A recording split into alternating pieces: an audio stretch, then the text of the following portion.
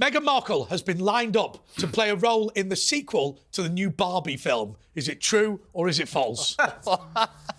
Oh, I honestly don't know, but... It's so hard to tell with Hollywood these days, but I think she would probably want to be.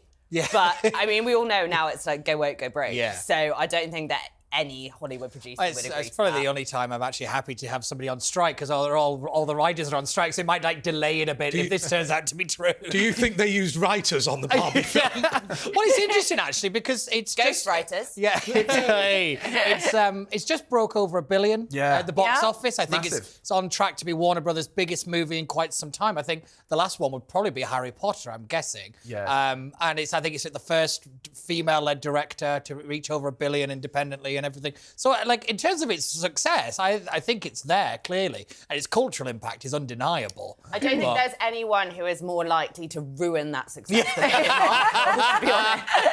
Now, I'll throw this open to absolutely anybody. Yeah. I had a debate on my radio show about whether this film was sexist or not. Does anyone A, know about that, or B, care? This one is obviously not true. She hasn't been hired. No one in Hollywood has wanted to hire her for years. Kiss of death, though. I think there's a video, honestly, it's worth watching, about 4 or 5 years ago. It's Prince Harry and... I know exactly the one they're you're at on they're at the Lion King premiere, and Bob Iger, who is the CEO of Disney, right, the man who makes all the big calls, Prince Harry goes, my wife's an actress. And the guy who literally runs Disney, where they have a bit of a vested interest in princesses, right? He looks at him and goes, yeah, that's fine. I don't think we need you. Don't call us, we'll call you. Yeah. It's like, oh, that's great, you're an actor. Anyway, Yeah, because in that video, they're like in the lineup thing, where they all shake hands and everything. And it's really awkward. It is one of the most awkward videos honestly. I've seen Because of those two. Because actually, in fairness, just so normal social norms would suggest that you go, oh, right, we must talk. But actually just didn't. It just shut it down. Interesting. OK, so is it true or false that Meghan is going to be in the Barbie sequel? I think it's false. Oh, yeah, let's go false. It's absolutely false! A zoo in China has been accused of using humans dressed as bears to entertain the public. Is it true or is it false? There it is, just looking very realistic there. I mean, it's just a bloke in a suit with a head on. Why can't China get a bear? Like, do you know what I mean? Like, do you know what I mean? Like, why can't this zoo buy a bear from somewhere? No. I don't believe they don't have enough money. Isn't it? Doesn't China own lots of bears and lots of pandas, but they won't reproduce? Yeah, so that's the panda They're problem. not randy Yeah, enough. so that's the panda problem. But surely they can import a bear from somewhere. I mean, one day knocking about somewhere. I'll admit, I don't know where you would buy a bear, but... I reckon we should just blame Brexit. Would you, Pete, would you be convinced by what we're seeing on screen at the moment, which appears to be a man in a velvet suit with a bear's head on? Well, I won't deny I'm a fan of a velvet suit, but it is the most bizarre thing ever. I have to admit, I saw this headline and I presumed it was from our friends over at the Upper Lip. I genuinely don't know if this bear is real or not. Oh, no, they're all true. Because I've seen it on different channels and everything where everybody's talking about it, and I'm like, I still don't know if this bear is real or not. The guy who's in that suit, have they never seen what a bear... Is it the first time they've ever interacted? Like, what is he doing? Right, I'm a bear then. All right, hello. You can at least YouTube it before. Come on, put some effort in, mate. If I was an animal, what do you think I'd be? I think I'd be a sloth. A sloth. Apparently sloths, they end up like kind of killing themselves because they fall asleep and let go of the branches that they're on, and that's how most of them die. They just think, I just can't be bothered anymore. Yeah. That's a real evolutionary fault then. Yeah. OK, so has a zoo in China been accused of using humans dressed as bears? I think this one is true. It's a yes from us. Absolutely true! Hey! And today, our scores are being given out by the Chinese zoo bear. Come on! Here we go. Why are you being accused of being a human? I've no idea why. I mean, look, so this is my actual head, yeah? And then this is my human outfit. Yeah, absolutely. I had to wear it to get through security. Yeah, absolutely. Look, I think you're a convincing bear. I really believe it. Thank you. What are the scores? 5 points to Lois and 20 points to Peter. Hey! Thank you so much to Chinese bear. BBC Radio 2 has lost 1 million listeners since they axed Steve Wright and Ken Bruce for younger presenters. Is it true or is it false? Well, I would hope it's not true, because when you think about the attitude to younger viewers of the BBC, they are being so pigeonholed by those in control of the BBC. I mean, if people who are young only wanted to watch people who are young, David Attenborough wouldn't be the most watched presenter on the whole of the BBC. So I think that it's entirely likely that the higher-ups at the BBC have done this, but I think it's totally wrong. Emma, just to stick with that, do you think the BBC is now a solution looking for a problem? I think they are the problem, to be honest. But yeah, I think they're seeking out problems that distract from what are quite a lot of very real problems at the moment, and they're using this woke agenda to distract and to make it look like they're solving something that didn't exist in the first place. Yeah, absolutely. I think this comes off the back of a report from Ofcom, who they looked at all the audiences. I think it was the Media Nations report. I think it was out last week, and it's actually really worrying for the BBC and a lot of broadcast media in its entirety. And what it basically shows is that every kind of social status in the country, every age is declining in terms of people viewing television anymore. You know, the number of podcasts is on the rise. I think music-wise, I think we spend about £2 billion, I think the report said, in terms of people like getting streaming services and stuff. But like we said, for the BBC, the biggest problem is that kind of core viewership, the 65 and over, which are people who regularly tune in, even that was declining, and that should send a terrifying shockwave around the BBC. There was a story, I think it was in the Express actually, the other week, was saying that even shows like EastEnders, which are like that, like we said, their bread and butter, the things that they rely on, they're not tuning in to watch them anymore. Woke-enders. And it might, I think there is an element of this woke thing, but I do think that a lot of the output from the BBC now is incredibly tired. I think there seems to be a lack of originality, and their idea now is to let's take something that was already been done and we'll slightly change it rather than creating something new. Make it less good. But Adam, here's my question. You work for the Guido Fawkes website. And by the way, congratulations on your promotion to news editor. Thank you. Thank you.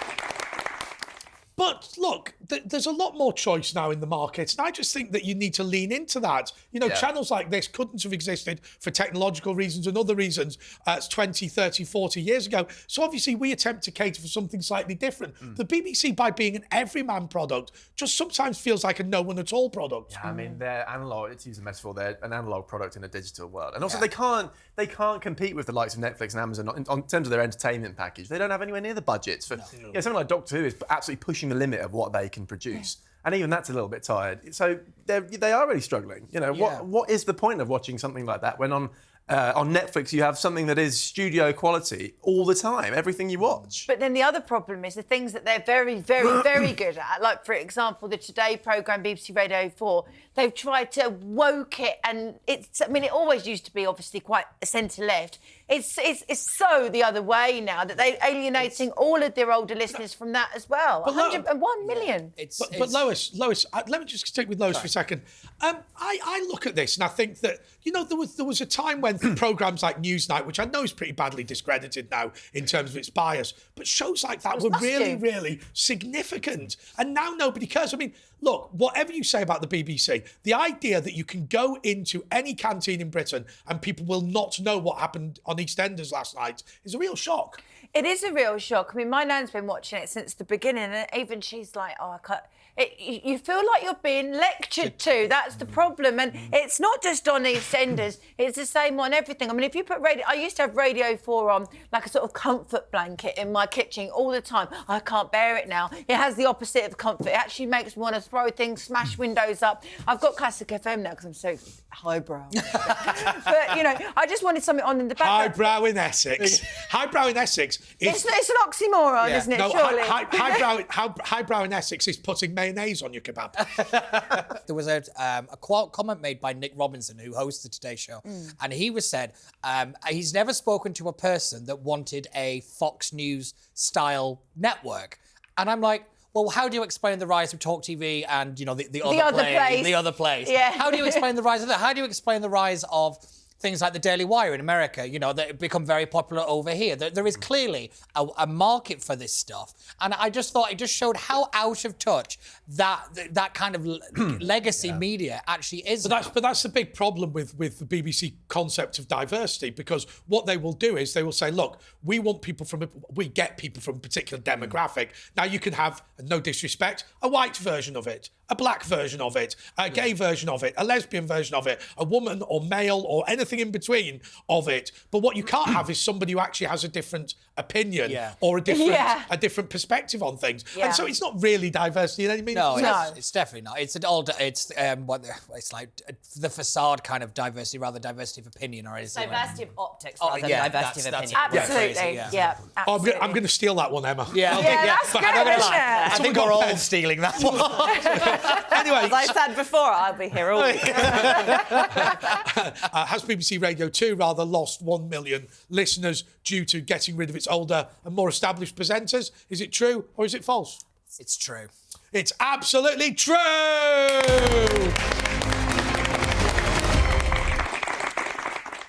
The European Union, oh God, are they still going? It's like an ageing pop band, isn't it? That's right. On its reunion tour, which I always call Felicity Needs a Pony Tour. And ironically, it's missing a member. It's honourable member. This has got legs. This is very good. The European Union has agreed to back Bill Gates' plan to stop global warming by blocking the sun.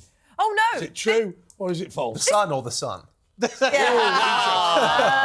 no, this can't possibly be right, because isn't the sun like a natural thing, and all of climate change is caused by us? Yeah. So therefore, why would blocking the sun help with any problems with I've global got to say, warming? I've heard some stupid science in my time, but putting a big sunshade over the sun has got to be the stupidest thing I've ever heard in my life. But I thought it's because you and I were driving cars around. I didn't think it was anything to do with anything natural, that the climate changing or anything like that. Do you want me to be the nerd again? Go on, be the nerd. Go on. So this comes from what's known as solar radiation manipulation or something like that, I think it's called. And basically what it is it's putting particles in the upper atmosphere, in like the stratosphere, and to reflect the sun's rays back into space. There is some kind of science basis to it, because I think there was like a volcano where this happened in the Philippines in the 90s, if I remember rightly. And this is kind of what it is. It comes from a report from the White House. The UN seems to be behind it a little bit, and this is the EU getting involved. So I actually don't think it's that far-fetched of an idea. I think we have to get away from, do you know that episode of The Simpsons where Mr. Burns blocks out the sun with like a giant panel? It's not that, just to be clear. I think there is an element of when some environmental policies are put forward, they are made sort of ad absurdum. Yeah. Is that how you say it? Yeah. Bonds? Yes, I need the nerd. But to the point where it's made to seem ridiculous, where there might actually be some science behind it. I actually think, in a way, this is probably where net zero, probably their policies to tackle climate change actually should have been. Rather than, taxing little old ladies because they've got the wrong car, why don't we invest in technologies? Why don't we do, these decarbonation projects and stuff? That's what we should have been pushing from the start, not all these punishment schemes. Do you know, I went to an event in Parliament years ago with a group of Americans who were experimenting with the idea of beaming solar energy back to Earth with a big mirror. And the guy in charge of the project was called Colonel Coyote Smith. I thought, that's not real. That can't be real. Yeah. That can't be real. And I said, I asked the obvious question, is your real name Coyote? He went, no, it's Dave. I didn't say that. Oh my God, that is brilliant. Unbelievable. Okay, so has the European Union backed plans to block out the sun? Is it true or is it false? It's so ludicrous. It's got to be true. It's absolutely true. And now for the scores, it's the Chinese Man Bird! Now look, I know that you're very offended about being accused of being a human, but you do sound a bit like a human, don't you? Well, it's because I went to an English school. You must have gone to the same boarding school as that posh kid that works on our show. Anyway, what are the scores? 50 points to Peter and 500 points to Lois. Hey, well done, Man Bird! That music. Just stop oil! Just stop oil! Just Stop Oil! Come on, where are the cars? I think you should stop protesting. What do you think of Just Stop Oil? I don't know. I'm gluing my hand. Gluing the hand. Gluing the hand. Gluing the hand. Like, Texas is a big oil drilling place. Do you think that Britain should be better at oil drilling and become more like Texas? I think that they should have way more horses, way more cowboys. At least We've got more Texans. Do you love oil in Texas? Yes. What is the best thing about oil? It makes my car go faster. Just Stop Oil is a British protest group which sits in the middle of roads to stop people producing oil. Do you think that's good or bad? That sounds good to me. Why is it so good then?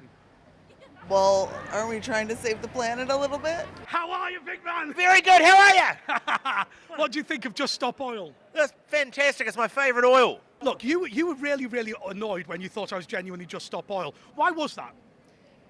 Because everyone does really care about the cause, but we've got to earn money, we've got to, have a living, and they need to do things that's going to earn respect. This is just making an enemy of them. I'll swap you T-shirt for hat. Come on. Do you have any idea who I am or what you're doing? Do you think British TV is a bit different to American TV? Yes.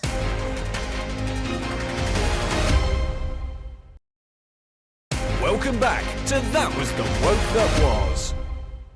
Former leader of the Labour Party, Jeremy Corbyn, is considering running for Mayor of London. Is it true or is it false? I think it would be brilliant if this was true because Yeah. it would give us another chance to absolutely reject him. Yeah. Because, Yeah. like 100%. what happened in 2019. Not that I worked on that election. I know. No, I think this is quite an interesting kind of situation that Jeremy Corbyn finds himself in, because does he run the risk of kind of stepping back from being an MP in Islington North and throwing his hat in the ring? But my question would be, what's the difference between his agenda and Sadiq Khan's? Because they seem to be in lockstep over quite a lot of these issues, and I can't really see the kind of the dividing line between them. So it's interesting. So you're saying that actually this isn't political, this is just vanity. By the way, somebody's going to have to say this. In the election, will he be present but not involved? Yeah, we'll just get that one out of the way. But no, I do think there's a bit of vanity in it. It's Jeremy Corbyn. He's never one to shy away from having his face in the headlines and everything. But I don't know, because I think, wasn't this at Edinburgh Fringe or something like that where he said this? He said, I think I'll have to consider it or whatever. Yeah. So it's very clear he's and I think he's already basically very heavily hinted he wants to run to be an MP again. And I think there would be enough of a gap, I think, between the mayoral election and the general. If he's lucky, but I don't know. He will 100%. Yeah, he will do both. If You you think get away he'll with do doing both? both, he will. Is the argument that he's got in his mind the idea of what Ken Livingstone did? Remember that Frank Dobson was actually the official Labour Party candidate and ran against Ken for the nomination. When Ken didn't get the nomination, then Ken ran anyway and beat the Labour Party. Yeah, possibly, yeah. As you say, this is basically a vanity project for him. He's not a Labour MP. They're not going to let him back in ever under Starmer. Yeah. So this is his opportunity. Adam, it's a serious question. Should they let him back in? Because he is a former leader.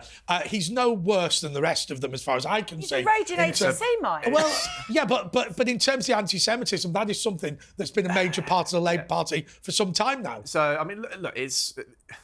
Politically, no, they shouldn't. If I was Starmer, I wouldn't let him back in. They've come up with a load of nonsense reasons. Not nonsense, obviously he was kicked out because of the anti-Semitism, but over time they've evolved their position on why he's not being let back in. Okay. So it is a political choice and not a sort of ethical one at this point. But they need, as they have done, they've been absolutely ruthless in carving out a new political identity, and it's working for them. I was going to ask Adam, because you know more about this than I think. No, you any can't of ask us. questions. That's my job. I was going to ask whether you think. No. What you can do is you can ask me to ask Adam. So Andre, may you please ask Adam whether you think that having a sort of straw man person like Corbyn will actually help Sadiq in this election? Okay, so just stop for a second. Right, so Adam, do you think... No, look, I've got the... Look, I need the airtime. so Adam, do you think having a straw man like Corbyn is actually going to help or hinder Sadiq? Yeah, it won't. It's certainly not going to split the vote. Corbyn won't win, I don't think. No, Roll this back. Stop, Roll stop, this back. stop. Don't answer her, answer me. Right? That's the way it works. Andre, I do not think... what was your question again? No, look, I don't think... this won't hurt Sadiq enough, really. As you say, it is an easy way for Labour to say that this is a different party. So Emma, are you concerned that this won't hurt Sadiq? I think that we should all be concerned if Sadiq is the next mayor of London. Yeah. I think I would be more concerned if Corbyn was. I've got to say to you, I think Susan Hall has got a chance. I'm going to explain why she's got a chance. Because time and time again we go, oh, nobody's going to vote Conservative in London. In central London, that's true. In outer London, they are going absolutely bananas to have retained Uxbridge in the by-election. I think bodes well. And I have to say, you know, she's not your typical London politician. By being a bit home counties-ish, I think she's got genuine appeal. They have to make it a referendum on Sadiq. If you make it about the Conservative brand, let's be honest, it's a little bit. It's tarnished at the moment, and it's not going to work. So if you say this is about ULEZ, this is about a third term of failure, no house building, blah blah blah blah blah, and you make it all about Sadiq, she has a less than zero chance. I think it's difficult. I've got another prediction to make. I think Sadiq Khan's got two problems. I think number one, he can't do the job of Mayor of London, and number two, he's quite bullying in debates. I think come the television debate against her, he will perform badly, badly, because he will want to stick it to her, and it will just look dreadful. I think there's one aspect of this we've not quite talked about, and how will this affect Keir Starmer? Because obviously Starmer doesn't exactly hold that much respect in the country. Most people don't even know what he stands for. But within the Labour Party, the factionalism in the Labour Party is even worse than it is in the Conservatives. So if he seems to start bullying Corbyn, or Corbyn does very well in this, you know, it starts to throw in a little spanner in the works for Starmer to kind of say, I'm in control here. And I would think that if you have to keep telling people you're in control, you're not in control. True, if you're explaining, you're losing. However, I would say that he doesn't... if he has to attack Corbyn over and over, he will have no qualms in doing so. And generally will still benefit. It's like that quote: being powerful is like being a lady. If you have to tell people you are. I have to say, I saw that Keir Starmer video that's been going around on social media where he's going, people ask what you do when your children don't see you often enough. All you have to do is come home on a Friday and just not do any work. Yes, but people aren't going to work for the fun of it. Right? They're going to work because they're poor. Has the former leader of the Labour Party, Jeremy Corbyn, said that he might run for Mayor of London? Is it true or is it false? It's true. It's absolutely true!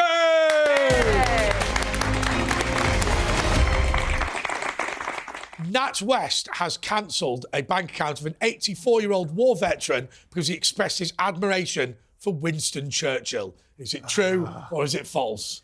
This is the bizarro world we're in now. It could this could be true. The truth is I don't know, but it could be true. It wouldn't surprise me. I mean, it really wouldn't. Do you remember when Google removed Churchill for being a racist but not Hitler?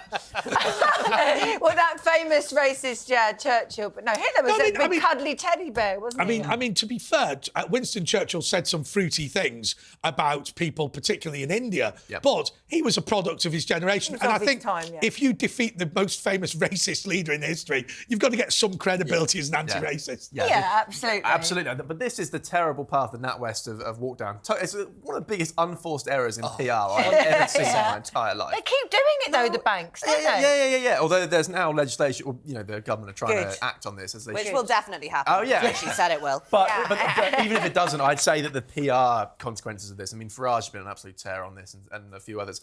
There'd be absolute fools to go down this road any further. Do you know what? If somebody sat with me and said, right, I'll tell you what we're going to do. Let's do something against Nigel Farage that proves that we're woke and he can stick on TV. I would say to them, let me go to the shop to buy a barge pole to not touch this idea with. Right? What? How did they go? They go, what?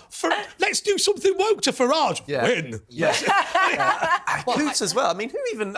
most ordinary people had never heard of queues until about a month ago. And it's just a fascinating story. Ordinary people, darling. Oh, I love the fact the bloke from Wigan is going, ordinary people. But I mean, if you want to go and visit Chartwell for Churchill's home, you have to book up tickets ages in advance. And I made the mistake of turning up there once without pre-booking a ticket online, and it was rammed. The whole place was rammed. Yeah. He's the most popular historical figure of the last 100 years. Why would you do that? In 1940, the Luftwaffe tried to turn up uninvited, and they got sent They away. they got the fingers. They got the fingers. On this one, I don't know if this specific case is true or false, but let's be real. Like, Nigel Farage set up this website where he's in this kind of group where it's like, I think it's over 1,000 people now have signed up for saying they've been debanked and all the rest of it. But I found it interesting was what Jeremy Hunt, the Chancellor, said in a letter to the FCA. I think it was on Friday or the day before, I can't quite remember. And it was basically saying, get in order here, like actually do your job. I know, Andre, you always comment that we have regulators that don't know how to regulate, and I think it's a really good point. But what I found most interesting was the fact that it's Jeremy Hunt getting involved. Yeah. Usually anything with Nigel Farage, he's another one with a 10-foot barge pole that doesn't go anywhere near it. Yeah. But it's very clear, I think this is definitely in the zeitgeist now. It's in the public conversation. And I think it's just shown just how it's not a Nigel Farage thing. Do you know when this all started, it was just, it's just Farage looking for attention. It's just been shown that it's not. Because even Gina Miller, do you know, the anti-Brexit lady, she got caught up in this debanking thing because one of her accounts got shut down. It's right across the political spectrum. And it's very interesting. They've actually come out on Twitter agreeing with each other and saying in public that we support the other one, which would be unthinkable. Let me just develop that very quickly, Emma, and I'll tell you why. Because one of the things that really shocked and disgusted me was people like Emily Maitlis coming out saying how marvellous it was that Nigel Farage. Well, she didn't quite say that, but effectively she made it clear that people who politically disagreed with her ought to be debanked. And there was plenty of people across the BBC, John Sopel and others, who were absolutely cock-a-hoop about it. I personally do not believe that you should be debanked based on your political views, and that whatever those political views are.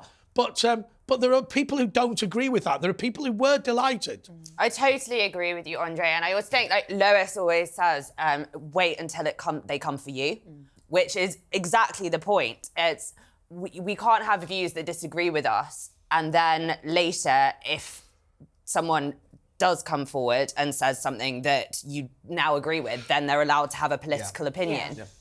Yeah, 100%. I was reading, I think it was in the Telegraph, actually, they interviewed this guy from an organisation that kind of heavily criticises Middle Eastern governments and things like that. I think the Cordabra Foundation. And it basically said he's been debanked 6 times in 10 years. And he puts it down to the fact that they criticise these foreign governments that invest heavily in the banks. Right. And like I said, I find it interesting now that this is firmly on the agenda, and it's not going away anytime soon. Well, the interesting thing though is how the Labour Party will try to tap what the kind of tightrope on this one, because they can't come out in favour of like big pro Nigel Farage thing. Hang on, Keir Starmer on the fence. Are you sure?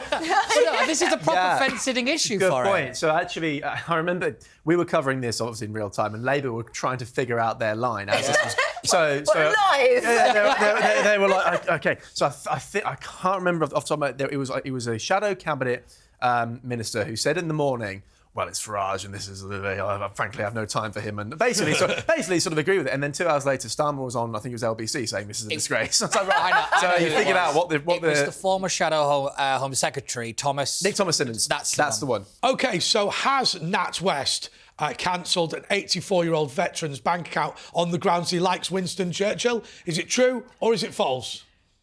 What do we think? I don't know. I actually think this one might be false. Yeah, let's go. I'm going to guess false on this one. Yeah, false. It is false. It's from the upper lip. It's false! So now for the scores, it's the Chinese bird!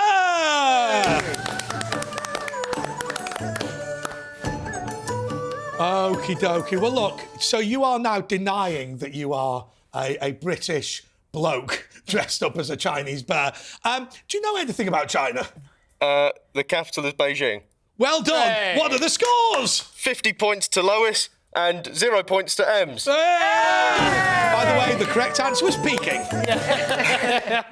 That was The Woke That Was continues after the break. Welcome back to That Was The Woke That Was.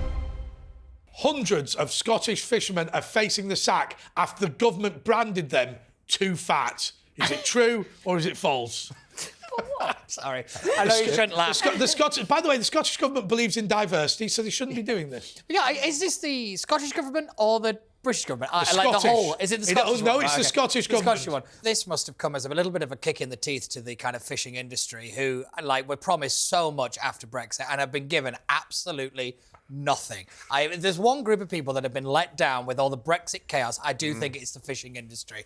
I imagine this is some kind of health and safety motion or whatever. And I think there was probably, I kind of vaguely remember this being introduced a few years ago, and there was like a grace period over something. And I remember them kicking off about it a while ago. But we have to really talk about these kind of fishing communities and just how they just get the rotten end of the stick every single time, and nobody really seems to care about them. And this, like I said, this is affecting like people probably been doing this job for decades, if not generationally. Somebody told me that the shields, as in North and South shields, are actually wooden panels that fishermen stand behind to avoid inclement weather. But actually, there are no longer any shields in South Shields because there's just no fishing industry left there. And so we've got this tiny fishing industry left in Scotland, and the Scottish government's out to get it. And yeah, here we are. Yeah. Well, it's emblematic of the Scottish government's attitude to this sort of thing. They do it all the time. They're always fiddling around with it. What was an example recently? Even with alcohol and whiskey and things and pricing and advertising, they're always tinkering. But Adam, can I broaden this out? Because I think of Scotland as a great country. You know, they often think of themselves as a junior partner in the United Kingdom, but I don't think us English think of them in that way at all. But that government is a nutter government, isn't it? Oh God, yeah. So I mean, I remember writing the headline about a month ago. Nicola Sturgeon arrested. Yeah. Sorry. How did they... I can't get over the fact they dug up her garden looking for stuff. So, okay, I think... Is that really the problem that you have with the entire story? I mean, that's so dodgy, They were in isn't it? I don't think they actually had spades in the grass, but they weren't knocking about in the... It's mad, right? The spirit of the story is completely true. They were there raiding her house. And so it was her, it was the treasurer as her husband. There was an RV involved. I mean, someone's going to make a film out of this one day. It's absolutely... It's still ongoing, right? Or an episode of Brookside. Something's got to be made out of this. I'll tell you what, because it's just in terms of our coverage, fantastic. I'm just thinking on this, with it being fat fishermen, are we allowed to use the word fat? I thought that was all bad. Isn't it fisher person? A fisher person. Fisher them. Fisher them. You know, isn't it funny how like all this inclusive language gets dropped whenever you need it? I've just realised something. Under this rule, Sam Smith can't become a fisher then. Yes. He was going on about being a fisher. Fisherman. I've got to be honest with you. He's so white and flabby they should batter and fry him. Too much fat though. He'd melt into a pan of lard. Okay, I think we need to move on from that. So, are hundreds of Scottish fishermen facing the sack because their own government said they were too fat to fish? Is this true or is it false? Sadly, it's true. Yeah. It's absolutely true!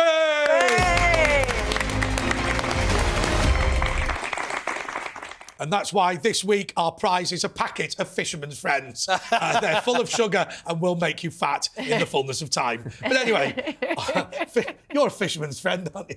Oh, yeah. Okay. Shut up, Andre. Former Health Secretary Matt Hancock has been criticised for performing a song from Barbie on social media. Is it true or is it false? So this story is true. He filmed it twice. We had a discussion yesterday in our newsroom. Do we even bother putting this out? And we thought, nah, we'll just do you think that politicians are now just humiliating themselves too much on social media? Yes, but on Matt Hancock's case specifically, I pity him a little bit, right? Because he's trying to find a groove for his next career. Hang on, you pity Matt Hancock. I do, yeah. I mean, shoot me, come on. Like, what's he gonna do? I mean, he's got. I wouldn't leave him alone with your grandparents. Though. I wouldn't leave his WhatsApp messages alone. Isabel Oakeshott. Yeah, exactly. But he's got right. So he leaves Parliament next year. Then what? Okay, who's going to hire him? He's got this celebrity SAS thing coming out. He's third place on I'm a Celebrity. What else? So now he's some kind of TikTok star, and everyone looks at it and thinks, "What the?" Now I've got some good news before we go any further. We've got a video of Matt Hancock singing Barbie. Great. Come on, take it away. I'm really excited. Where I see love, she sees a friend. What will it take for her to see the man behind the tent and fight for? That is worse than I thought. But I do want to ask a quick question about Matt Hancock. Do you think Isabel Oakeshott was right to release all of those text messages and WhatsApp messages? I have to say, I think she was. That is a really tricky one, right? She's a journalist, right? It probably was in the public interest. They didn't sign there wasn't a form, though. No, there was. She broke an NDA. She broke the NDA. She broke an NDA. Just because it's of interest to the public doesn't mean it's in the public interest. And I think that's where the line comes. Yeah. Fair enough. And you might say, does anyone really remember the stories from those WhatsApps now? They didn't actually have a particularly long shelf life. This was always my point about this story, was actually how much of an impact are they going to have? I think everybody who didn't like Matt Hancock was like, oh, well, here we go, we told you. Yeah. And everybody who, was kind of on the government side or whatever weren't bothered by it. Pete, the reason why it's still relevant today is because we've got a man who, in my view, did significant damage to the country, gallivanting round, singing Barbie songs and whatever. And he just appears to be so tone deaf that I actually think it's justified to release his correspondence just to work out whether he was being serious or jokey at the time. I think that's a fair point. I have to admit. And I'll say I don't know where I stand on the Isabel Oakeshott issue, whether she was right or wrong. I think it's an incredibly complex issue. But one thing I would say about Matt Hancock, he's never really been one to shy away from technology. Because does anybody remember when he used to be an app? Oh, there was a Matt Hancock app. I actually got I don't think he actually downloaded that. I think most people... One of our friends was telling us to all download it at one if I remember rightly. But no, so I do find it quite interesting. Sorry, Pete, sorry to interrupt, but what could you do on the Matt Hancock app? Could you ruin hospitals, shut down the country?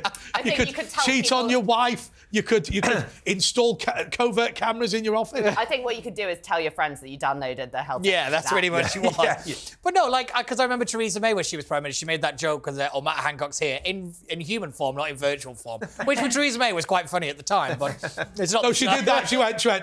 Matt Hancock is here, but not in digital form, but in personal form. Yeah. Oh, well done, Theresa. Yeah. I loved when she got the P45 from Simon Brodkin. I was in the audience when that happened. Oh, you were there. I was the one taking him out. Yeah. Really? Oh, that is fantastic. I know. I was too junior to have been supposed to, but I just happened to be the press officer on the door, and I was there, sort of in the scrum. Did you speak to him, or what was it? No, I didn't speak to him. I was just present, but not involved. Yeah. Funny story about the Matt Hancock app. That when you're on iPhone, when you first download this app, you have to give every app permission to access your contacts, access your photos. Yeah. For some reason, Matt Hancock's app wanted to look at your photo library. Yeah. So you get this notification saying... Funny that. You get this notification saying Matt Hancock would like to access your photos. Every time you downloaded this app. Right, go on then, Matt. Yeah, go for it. Go for it. Yeah, OK. OK, so has the former health secretary... Well, I mean, we've seen the video. OK. No, come on, let's just pretend. Okay. Has the former health secretary, Matt Hancock, been singing Barbie songs on social media? Which I guess the question really is, did he post that video or did we make it? Is it true or is it false? Yeah, I mean, it's obviously true, right? Yeah, it's true. Absolutely true! And now for the scores, it's the bear from the Chinese zoo!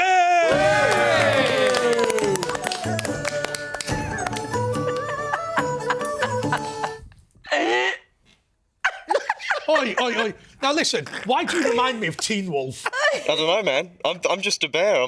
Interesting. OK, what are the scores? 25 points to Lois and 0 points to them.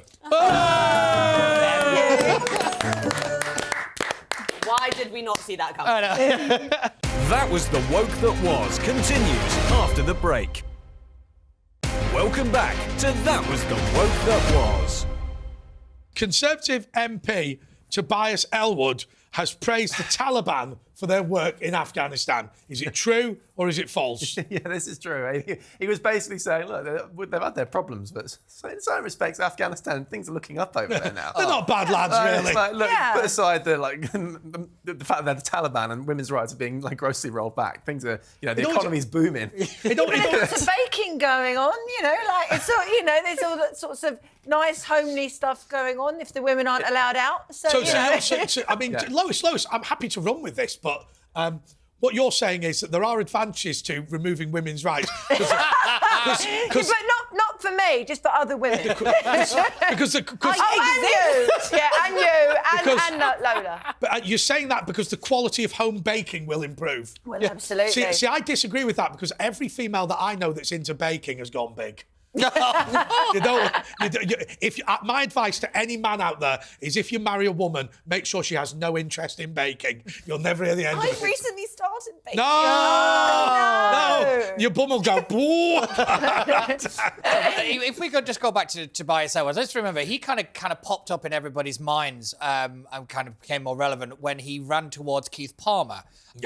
When he got killed in a terrorist attack over at the Westminster Palace. And it was very admirable and an incredible act of bravery. But in recent times, he has just become utterly insufferable to most Conservatives and even Conservatives on his side of the party. I think we have to be really clear that doing one good thing doesn't mean all your views are acceptable. Doesn't mean you're not a tosser. No, it doesn't. And I just have to be blunt. Yes, I have to be blunt. Is that a technical term? But I think also, but on a serious note, the problem you've got is that he actually now believes his own hype. I think you're right. Because he did. It was obviously a very distressing situation with his brother and quite a brave thing with Keith Palmer. But fundamentally, he's just an ordinary bloke who got caught up in those circumstances. Yeah, so on his personal reputation in Parliament, you've just called him a tosser. Some of the things I've heard, Tory MPs called this. No, tell us what have you heard? I'll see you next Tuesday, I think.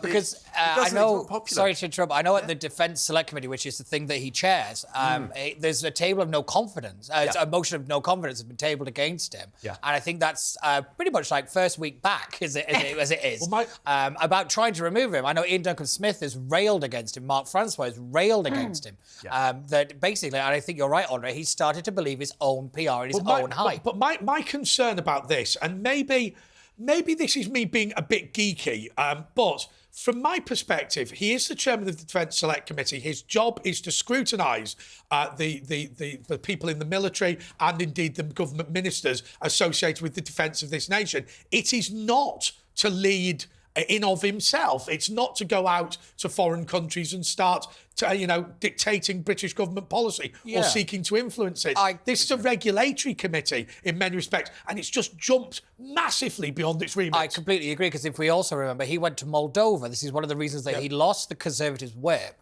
was because he wasn't there for a vote of no confidence. If I think it was 2019, 2020, something like that. And because he was in a trip into Moldova, which I think the Foreign Office said, don't go. And he just decided to go anyway because he said he wanted to see it for himself on the ground. And you're right, this is not his role. That's not his job. His job is to hold others to account. And he's just gone mental with this position. I make this point, Adam, because it's very important that the British government speaks with one voice. There's always been a collective responsibility idea. And we saw during Brexit with Keir Starmer and others going over and negotiating directly with Michel Barnier, presumably for Britain to get a worse deal from the European Union. We've seen the significant damage that can be done when you start muddying the lines of responsibility. Collective responsibility is important, but sometimes you end up with these situations where it goes all over the place and you end up saying things that don't quite necessarily agree with you. But the thing is with Tobias Ellwood, he's not actually part of the government now anyway, is he? I understand that, but I suppose what I'm driving at is that by turning his position on the Select Committee into some sort of de facto spokesman for the British state, which it is emphatically not his job to do, you actually start causing a significant level of confusion. I think it also means that he's not doing his job as chairman of the Defence Select Committee. That's right. Because he's not scrutinising the government if he's trying to pretend that he's part of the government. Yeah, that's a very good point. And also, I think with what you're saying, Andre, there, I think it's the fact that this is a defence issue. Yep. Yes. And, like, you know, this is like it is one of those issues where the entire Parliament, I think, should speak with one voice when we deal with foreign countries, when we're dealing with organisations like the Taliban. You know, we have to be very clear and very firm in what we're saying. And when you've got these people running around saying contradictory things, what it makes Britain look like we don't know what we're doing, which I don't think we do most of the time. But, you know, I think we do have to have, because we are a global leader. There is an element of, there's a reason people are appointed to be part of the government, which means you have these discussions and these arguments in the room. Yeah. And then you speak with one voice afterwards. Yes. But because he's never been in the room, well, not in this current role, sorry, he's not in the room at this point, he's now making his point publicly, which is undermining the government. Okay, has Tobias Elwood gone to Afghanistan and praised the Taliban? Is it true or is it false? It's absolutely true! And now it's the Chinese bird!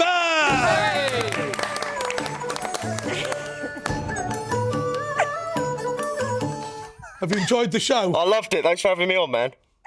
You're a bit unemployed now, aren't you, after this? No, I've still got a job. I've got a TV show in China called That Was the Walk That Was. Oh! What a waste of time. Okay, what are the final scores? 1,000,000 points to Lois. Yay! And 0 points to Peter. Okay, so congratulations to Lois and to Adam, commiserations to Emma and to Pete. But let me tell you this, I'm now going to prove definitively that you are in fact a man.